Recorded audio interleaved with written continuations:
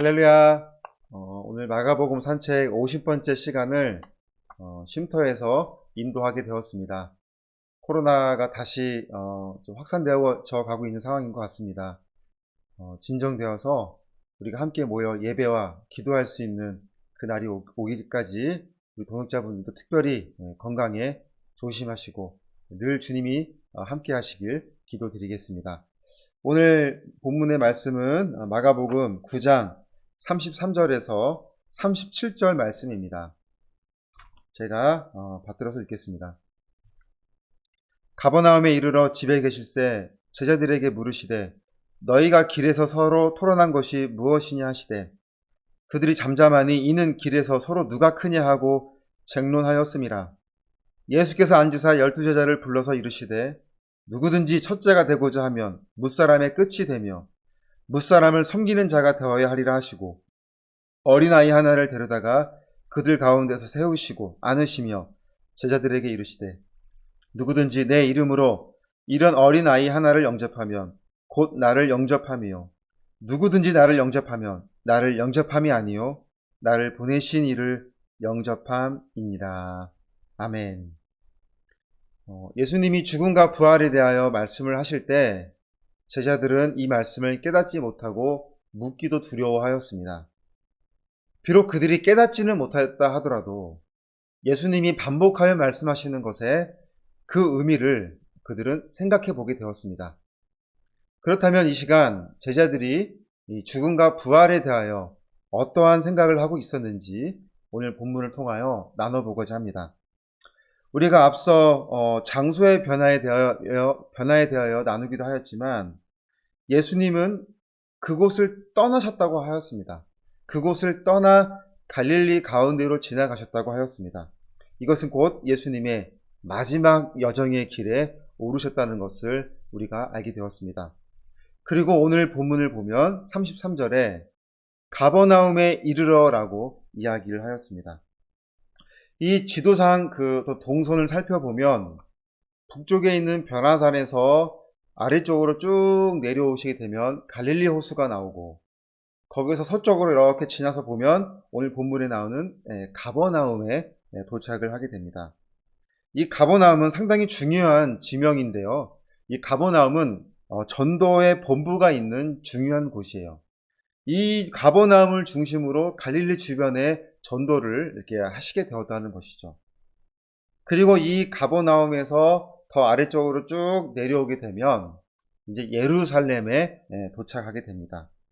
그래서 예수님이 마지막 여정을 가는 길 가운데 이 가버나움의 중간에 이 가버나움에 들리시게 된 것입니다. 그리고 계속해서 말씀을 보면 가버나움에 이르러 집에 계실새라고 하였습니다. 이 집은 많은 사람들은 이 베드로의 집이라고 이야기를 하는 거죠. 가버나움에 도착하여 예수님이 이 베드로의 집에 머무시는 동안 제자들에게 질문을 하신 거예요. 너희들이 오는 동안 토론한 것이 무엇이냐라고 질문을 하셨습니다. 예수님은 그곳을 떠나시는 가운데 제자들과 마음을 나누길 원하셨습니다. 그런데 제자들은 길에서 서서 길에서 머물며 변화산에서 갈릴리 호수를 지나 가버나움에 이르는 결코 짧지 않은 그 거리를 이동하는 동안 그들은 그 자리에서 머물며 누가 더 큰지를 토론하고 있었던 것이죠. 죽음과 부활에 대해 묻기도 두려워했던 그들이었습니다. 그런 그들이 서로를 향하여 누가 더 큰 사람인지를 논쟁하고 있었던 것이죠. 이 논쟁의 주제를 마태복음에서도 기록하고 있는데 마태복음 18장 1절에 보면 이렇게 되어 있습니다. 그때의 제자들이 예수께 나와 이르되 천국에서는 누가 크니이까? 라고 하였습니다. 요약을 해보면 예수님이 죽음과 부활에 대해 말씀하신 것에 묻기도 두려워했던 제자들이 자신들끼리는 이것에 대하여 토론을 벌이게 된 것입니다. 죽음에 대해 이야기도 해보고 부활에 대하여 이야기를 해보고 되었지만 그러나 그들이 내린 결론은 한 가지였을 것입니다. 어떠한 결론을 그들이 내렸겠냐면 이거예요. 예수님이 무슨 일이 있어도 죽으신다는 것은 우리가 막아야 한다. 어떻게 해서든지 예수님이 이 땅의 왕으로 계셔야 한다. 어떻게 해서든지 예수님이 이 땅에 이 모든 것을 다 해결하실 왕으로 우리가 오셔야 된다. 그러니 예수님이 계속 죽음에 대해서 말씀하시지만 우리는 어떻게 해서든지 이 죽음을 막아야 한다. 이러한 결론을 내리게 되었을 거예요. 이렇게 결론을 내리고 나서 그들이 다시 논쟁을 벌이게 된 거예요. 무엇이었냐면, 그러면 그때 가서 우리 예수님이 왕으로 오시면 우리가 누구의 공로가 더 크지라고 논쟁을 벌인 거예요. 진짜 예수님의 오른팔은 누가 되어야 하겠는가? 이러한 논쟁을 자신들끼리 막 다루고 겨루고 있었던 것입니다. 그리고 예수님은 그들에게 무엇으로 논쟁을 하고 있는지 물으신 것입니다. 제자들은 오늘 본문을 보면 34절에 그들이 잠잠하니 라고 하였습니다. 잠잠했다는 것입니다. 예수님의 질문에 침묵했다는 것입니다. 대답하기 주저했다는 의미입니다. 이 제자들이 잠잠했다는 것에 대한 두 가지 의미를 생각해 보면, 첫째는 예수님이 보시기에 자신들이 부끄러운 모습이었다는 것을 알고 있었다는 거예요. 두 번째는 뭐냐면, 그래도 속으로는 자신이 큰 사람이라는 것을 생각하고 있다는 것이죠. 그러니까 말씀드리기는 부끄럽고 죄송한 마음이지만 속으로는 자신이 해온 것에 대한 공로를 은연중에 가지고 있었다는 거예요. 예수님이 너희들 무슨 얘기를 한 거야? 라고 할 때 이렇게 이야기를 했다고 생각할 수 있어요. 에이, 주님, 뭘 또 그런 걸 물어보세요. 이런 마음이 아니었을까요? 잠잠함의 시간이 얼마나 흘렀는지는 알 수 없으나 어색한 침묵 가운데 그들은 본심을 드러내게 됩니다. 예수님, 천국에서는 누가 큰 사람이 될 수 있습니까? 라고 대답을 하게 되었습니다. 사람은 자신이 한 일에 대한 보상을 받고자 하는 욕구가 있습니다. 우리는 이러한 마음을 경계해야 되고 그러한 마음이 들 때마다 다음과 같은 말씀을 떠올리면 좋겠습니다. 로마서 3장 27절에 그런즉 자랑할 때가 어디냐 있을 수가 없느니라. 무슨 법으로냐 행위로냐 아니라 오직 믿음의 법으로나. 로마서 4장 2절을 보면 만일 아브라함이 행위로서 이뤘다 하심을 받았으면 자랑할 것이 있으려니와 하나님 앞에서는 없느니라. 성경이 무엇을 말하느냐? 아브라함이 하나님을 믿음에 그것이 그에게 의로 여겨진 바 되었느니라. 우리가 하나님의 자녀가 되어 그 자녀로서 특권을 누리게 된 것에, 예비하신 하나님 나라에 들어가게 된 것에 우리는 단 어떠한 것도 내세울 수 없습니다. 왜냐하면 우리가 한 일이 하나도 없기 때문입니다. 전적으로 하나님의 선택이었으며 전적으로 하나님이 일방적으로 부어주신 사랑이었습니다.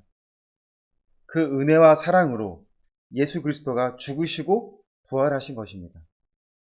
그러니 우리는 믿음에 대하여 그 어떤 것도 내세울 수 없으며 선물로 주신 구원에 전적으로 감사한 마음을 가져야 합니다.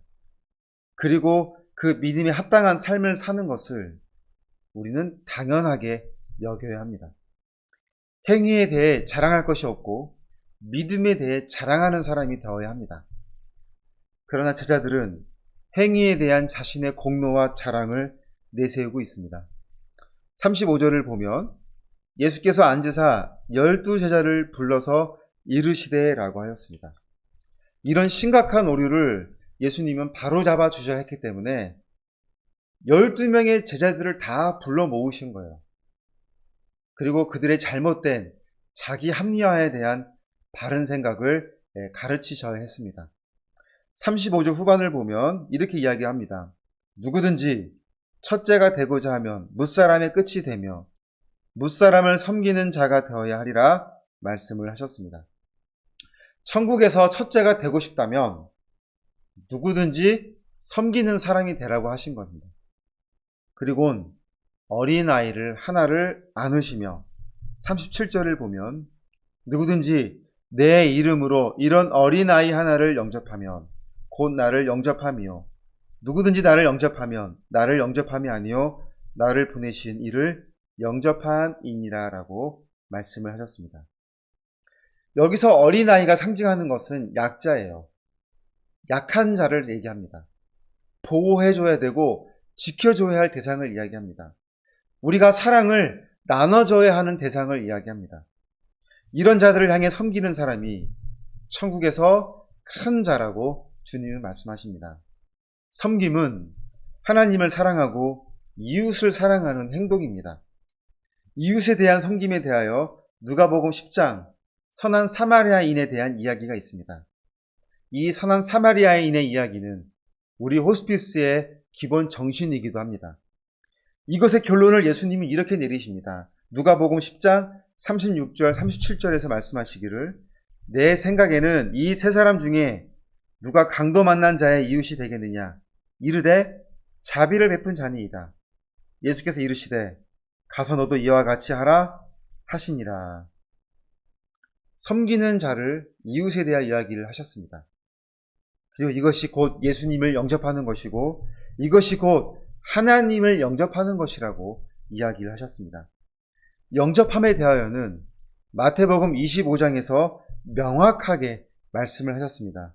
마태복음 25장 40절에 말씀하시기를 임금이 대답하여 이르시되 내가 진실로 너희에게 이르노니 너희가 여기 내 형제 중에 지극히 작은 자 하나에게 한 것이 곧 내게 한 것이니라 하시고 라고 하였습니다. 의인들이 예수님께 질문을 해요. 어느 때에 나그네 되신 것을 보고 우리가 영접하였습니까? 라고 질문을 하죠. 영접. 이 마태복음 25장에서 영접에 대한 정의를 어떻게 내리시냐면 영접이란 보는 것이다 라고 이야기를 합니다.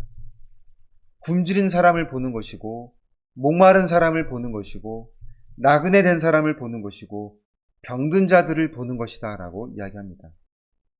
그리고 지극히 작은 자 한 사람을 보는 것, 바로 그것이 영접인 것입니다.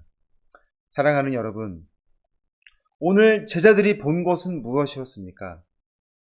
그리고 오늘 우리가 보고 있는 것은 무엇입니까? 어린아이 하나를 안으시고 세우시고 안으신 어린아이를 안고 계신 그 주님의 모습을 볼 수 있길 바랍니다. 우리가 바라봐야 할 시선, 주님의 모습이며 주님이 안고 계신 어린아이였다는 것을 우리가 생각하며 우리가 이 시간 내세울 것은 바로 주님의 모습을 닮아가는 것, 주님이 말씀하신 그 믿음의 모습을 보여드리는 것, 그것이 전부가 되는 저와 여러분의 믿음이 되시길 바랍니다. 아멘. 오늘 이 시간 금요일이죠. 우리 동역자분들을 위하여 기도하고 우리 안양 호스피스 사역을 위하여 기도하겠습니다. 제가 잠깐 기도문을 읽도록 하겠습니다. 사랑하는 하나님, 우리 이 시간 동역자분들을 위하여 기도합니다. 정말 코로나라는 이 상황이 예기치 않게 더 확산되어져 가고 있는 가운데 있습니다. 또 많이 어렵고 힘든 순간을 우리가 맞이하게 되고 있습니다. 하나님, 우리의 모든 것을 지켜주시고 안전을 지켜주시고 이 어려운 가운데 조금 더 우리가 정말 위기를 당하지 않도록 하나님 도와주시옵소서. 이제 우리 동역자들의 모든 것을 아신 하나님이 한 사람 한 사람을 붙잡아 주시고 크신 은혜로 도와주시기를 원합니다. 삶의 현장에서 함께 하시고 또 기도하는 모든 가정 가운데 하나님 응답하여 주셔서 우리의 기도를 통하여 살아계신 하나님을 반드시 경험하는 그러한 시간이 되게 하여 주시옵소서. 이 자리를 늘 생각하는 우리의 마음이 되게 하여 주시고 다시 만나는 모든 상황을 허락하시는 날 우리의 이 열정이 더욱더 불붙듯하여 뜨거운 마음으로 우리가 하나님이 원하시는 그런 삶을 살아가는 우리의 동역자들의 삶이 되게 하여 주시옵소서. 예수님의 이름으로 기도드립니다. 아멘. 우리 이 시간 같이 기도하시겠습니다. 하나님 감사합니다. 오늘 우리 가운데 함께 마음을 모아 기도하기를 원합니다. 우리 동역자들의 삶을 위하여 기도하는 가운데 있사오니 하나님 한 분 한 분의 삶을 기억하여 주시고 정말 기도하는 모든 가정 가운데 하나님의 뜻이 이루어지는 그런 시간들이 되게 하여 주시옵소서. 약함이 우리 하나님 앞에 자랑이 되게 하여 주시고 또 오늘 말씀을 통하여 우리가 바라보고 있는 것이 무엇을 바라보고 있는지를 다시 한번 점검하기를 원합니다. 어린아이를 세우시고 안으셨던 주님의 모습을 생각해 봅니다. 주님이 얼마나 약한 자들, 사랑을 나눠야 하는 자들을 우리가 섬겨야 한다는 것을 말씀하고 계시는데, 우리는 과연 그것에 대하여 얼마나 애절함이 있고 거기에 대한 책임의식과 사명감을 가지고 있는지를 돌아보게 됩니다. 우리의 공로를 내세우고 우리의 자랑을 내세우는 것이 아니라 예수님이 우리를 사랑하시고 예수님이 우리를 선택하셨다는 것을 자랑하게 하여 주시고, 믿음을 주신 것을 자랑하게 하여 주시고, 우리에게 구원의 은혜를 허락하신 것을 자랑할 수 있는 우리의 믿음이 되게 하여 주시옵소서. 하나님의 뜻을 묻고 하나님의 뜻을 이루어 나가는 우리의 기도가 되게 하여 주시고, 우리의 삶을 통하여 날마다 하나님을 증거하며 나아가는 우리 동역자들의 삶이 되게 하여 주시옵소서. 코로나라는 상황이 더욱더 우리를 위기 가운데 놓여지게 만듭니다. 하나님, 이 시간 더욱더 크신 손을 펼치사 우리 동역자분 한 분 한 분을 지켜주시고, 코로나에 걸리지 않고 안전하게 삶을 지켜나가고 나아갈 수 있도록 하나님 세밀하게 붙잡아 주시옵소서. 우리 가운데 병상으로 어려운 가운데 있는 동역자들도 있사오니 하나님 크신 손으로 붙잡아 주셔서 이 무더운 여름 정말 지치지 않도록 붙잡아 주시고, 되어진 상황이 생각처럼 되지 않아 답답하고 또 불안한 마음이 있을 때마다 하나님 그 마음의 중심을 헤아려 주셔서 안전하게 하나님 평안함을 허락하여 주셔서 더 하나님 그럴 때마다 하나님 바라보고 믿음을 부여잡고 나아가는 우리 동역자들 되게 하여 주시옵소서. 예수님의 이름으로 기도합니다. 아멘. 우리 이 시간 선교회를 위해서 기도해 주시길 바랍니다.